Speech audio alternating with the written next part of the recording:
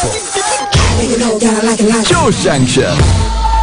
സ്വർണത്തിന് പവന് 17,000 രൂപ. ഇനി കുറച്ച് വർഷം കൂടി കഴിഞ്ഞാൽ സ്വർണത്തിന്റെ വില എന്തായിരിക്കും എന്റെ ചെറുത്തേ?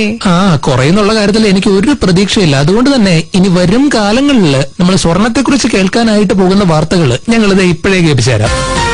നമസ്കാരം, സ്വർണ്ണ വാർത്തകളിലേക്ക് സ്വാഗതം. 10 പവനിൽ കൂടുതൽ സ്വർണം കൈവശം വെക്കുന്നവർക്ക് MSG കമാൻഡോ പ്രൊട്ടക്ഷൻ കൊടുക്കുന്ന കാര്യം മന്ത്രിസഭാ യോഗത്തിൽ തീരുമാനമായി.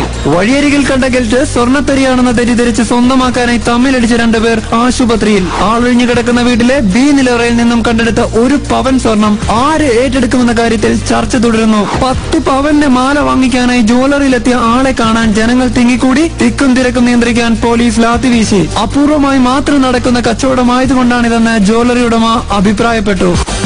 അന്നുണ്ടല്ലോ ഈ ജ്വല്ലറികളിലൊക്കെ പോയിട്ട് സ്വർണം വാങ്ങിക്കാതെ വെറുതെ നോക്കിയിട്ടൊക്കെ മാത്രം വരികയാണെങ്കിൽ അതിന് നോക്കുകൂലിയൊക്കെ കൊടുക്കേണ്ടതായിട്ടും ചിലപ്പോൾ വന്നേക്കാം. അത് വേണമെങ്കിൽ നമുക്ക് ഇന്ന് വാങ്ങിക്കാവുന്നതാണ് കേട്ടോ ജനത്തെ, ചില ആൾക്കാരുടെ കയ്യിൽ നിന്നല്ലേ.